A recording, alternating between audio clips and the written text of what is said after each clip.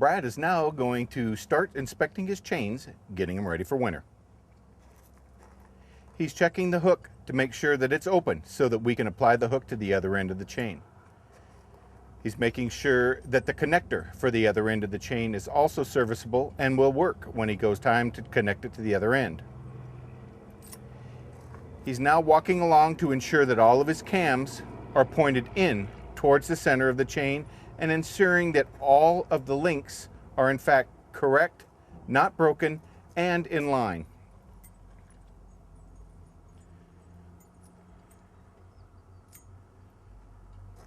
Brad is now moving to his 3-railer to do the very same thing, ensuring that everything is going to be in line and serviceable when it comes time to do his chaining. Remember, we always need to chain both sides of the truck. What you do on one side, you do on the other. The only difference is you are opposed on your chains on the back.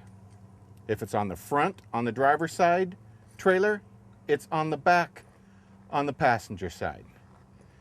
Once again, he's checking his links to make sure that they're intact and that all of his cams are pointed in.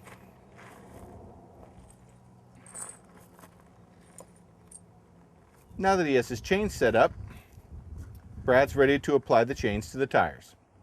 Now that Brad's ensured that his chains are all in serviceable condition and ready to put on the tires, Brad is now going to remove the mud flap.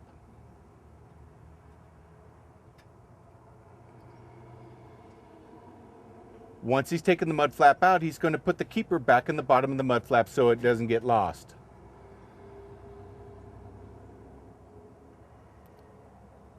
Remember, you can also use your mud flap as a point to put your knees or to lay on in securing your chains. Now that Brad has prepared the truck, we're ready to start putting the chains on. He's going to bend down and use an underhand grip, ensuring that he doesn't put any more stress on his back than he needs to. It's very important that you keep your back straight. He's now putting them on and rolling the top one over onto the back tire, and now throwing it off the inside. Once again, making sure that we're not putting any undue stress on our back than we need to.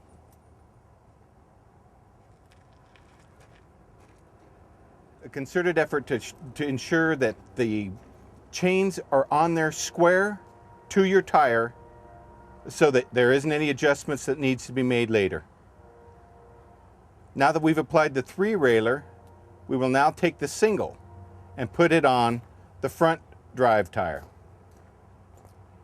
Coming to the inside of the chain, getting in a position to lift, underhand lift, and up.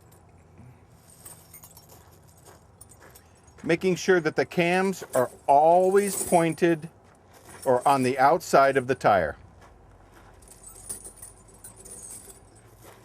Once again, adjusting the chain on the tire so that there's less adjustments once you roll forward.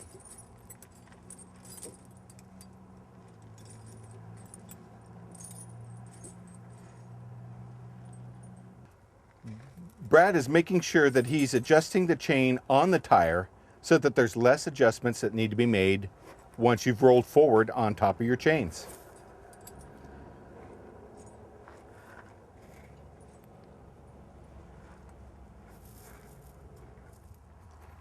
Now that we've done the front, we're going to apply the chains to the back. The reason we put all the chains on before rolling forward is so that all the chains are in the same position when you go to unchain.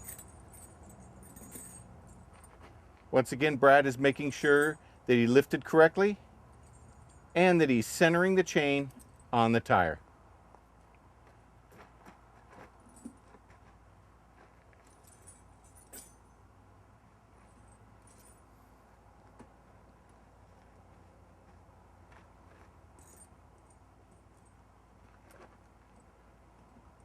Now Brad's ready to roll onto his chains and continue the chaining process.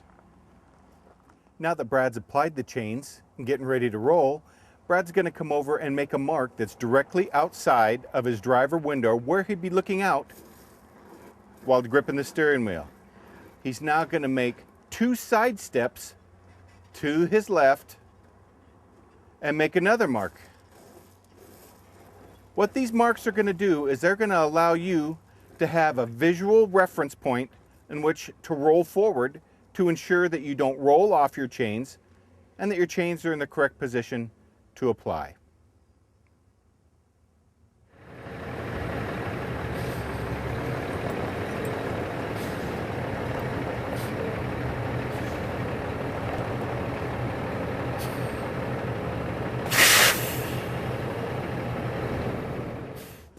Now, with all tools in Central Oregon, they are either in your hand in use or stored in your side box so that you'll always be able to find them. We have 2 different chain securement devices that we use at Central Oregon. One is a T and one is an L. Either one and both work just the same. At Central Oregon, we use a cam lock system. By applying the cam tool to the hole in the cam and turning to the right, tightens the cam on the chain. Then again, when you loosen, it is the reverse process, taking it back to the left. Once again, making sure that you're working safely and efficiently. Now that Brad's ready to start applying his chains, he needs to make sure that he always keeps his tool with him. He's going to put that tool in his back pocket or in the pocket of whatever he is working with, whether it's cold weather gear or just like he is right now in his Levi's. Getting under the truck, he's taking the center link on his 3-railer and bringing it up to the hook. Now he's attaching the outside.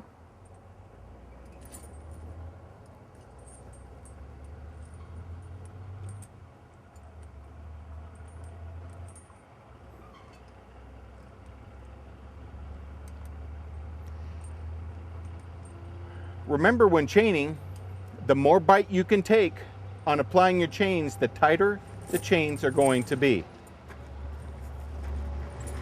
He's moving to the outside of the tire. And hooking his keeper. Sliding the keeper ring down over and making sure that it's in place so it does not come out. Now Brad's ready to start tightening his cams.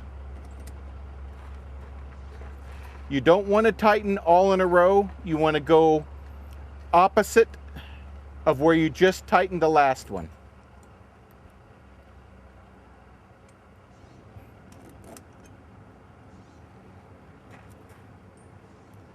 Brad's double checking to make sure everything is secure.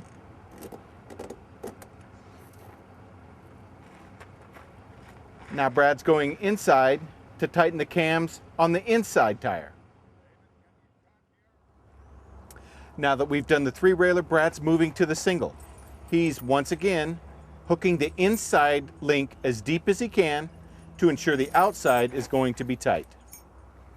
He's establishing a length in which to put the keeper through, sliding it through, bringing it up, matching it up with the keeper ring, and sliding the keeper ring into place.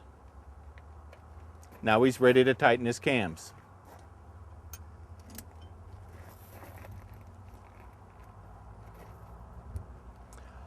Also remember, what we do for one side chaining, we do for the other.